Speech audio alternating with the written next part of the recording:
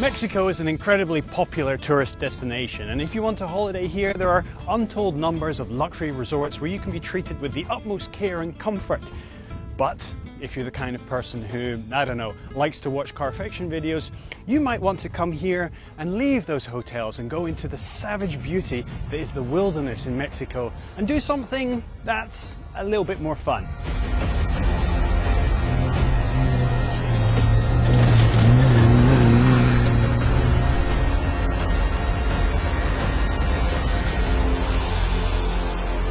And this would be my toy for the next couple of days. A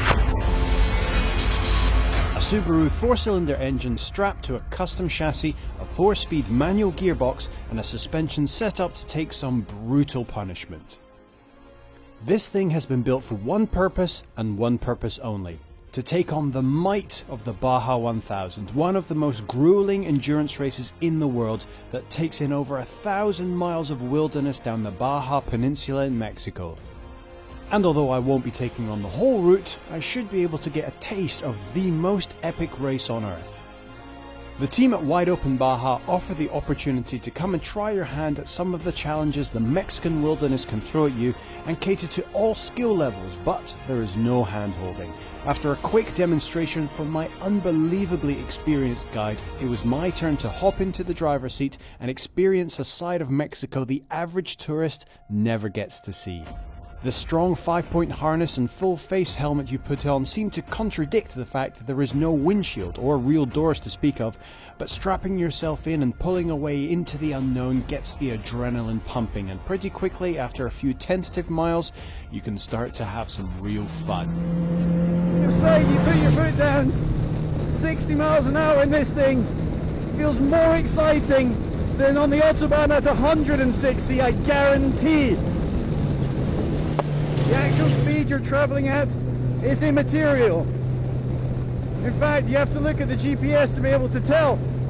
The fact is, you drive up to your skill level, your confidence, and it feels fast the moment you come out of second gear and put your foot down.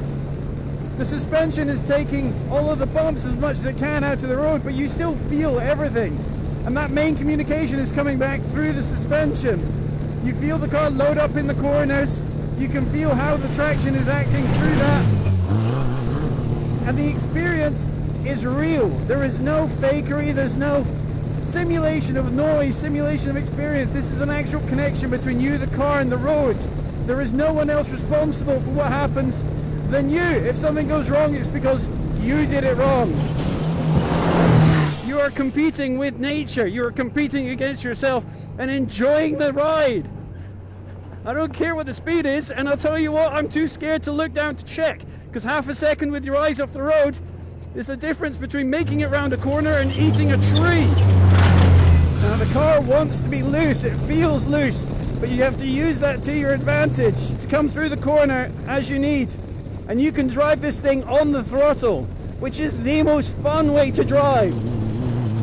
Now, on top of being able to control the car with the obvious things, the throttle, the steering, the brake, the gears, there's also the terrain, which is working with us as well.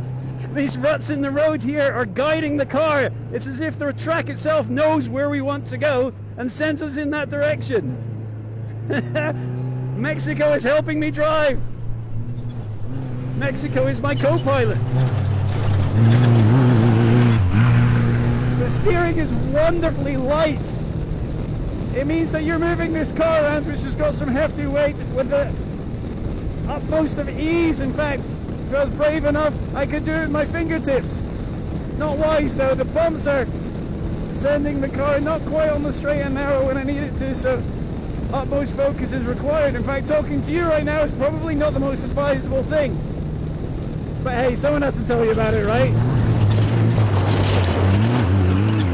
This though was just beginner's terrain. To give me a sample of just how rough it can get out on the Baja, I was directed to a slightly more bumpy section of road. Warning, some colourful language is coming up. Me! Oh crap! Holy oh my god! Holy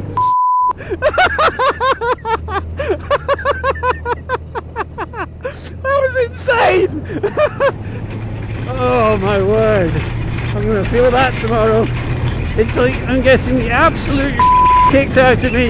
Yes, I'm being expected to find a turning point and I select the appropriate gear.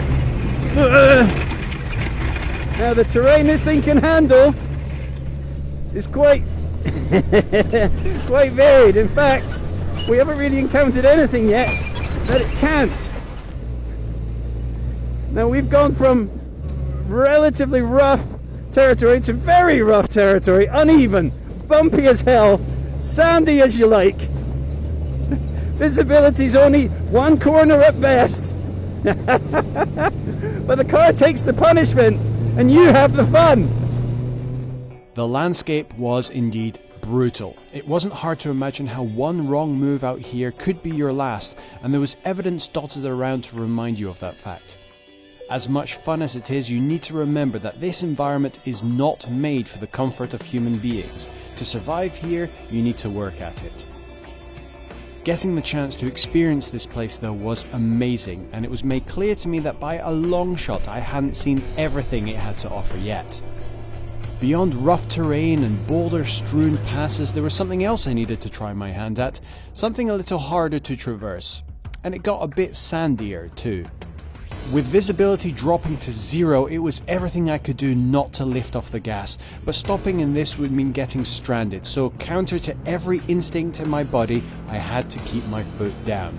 We had the benefit of tackling this in the daytime, but the Baja 1000 doesn't stop at nightfall. Drivers are expected to be able to traverse these kinds of terrains in pitch black darkness. I could barely do it at midday. Although I struggled to make my way through the deep, loose sand, the car had all the tools it needed at its disposal to make it possible.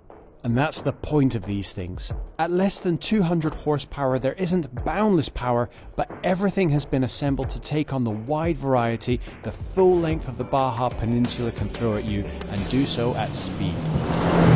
And the scenery is unbelievable. We're passing by a forest of cactus. It's as far as the eye can see in every direction. It's like something out of a Tex Avery cartoon. If you do this professionally, you could be going around the Baja 1000 40 hours, sharing it with just a couple of drivers, tearing around these things. Like the marathon of driving. Forget Le Mans. The Baja 1000 is like what an Ironman is to a marathon.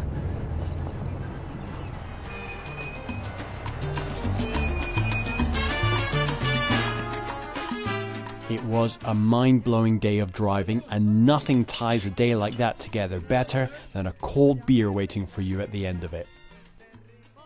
Retiring at night to a lovely, relaxed environment still brings back all the memories from a rough day's driving, and you find yourself going over the experience over dinner with your travel companions, comparing experiences and letting the full extent of what you tackled that day sink in. It was only a brief snapshot of the amazing world of the Baja 1000 and only a short visit to Mexico, but I know I was leaving with an experience like no other.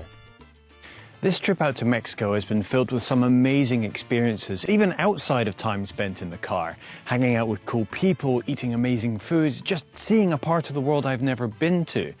But the driving, my word, the driving. There's blisters on my fingers and a ringing in my ears, and I've loved every single minute of it. Like the terrain we've been tearing through, it has been brutally savage and utterly, utterly wonderful.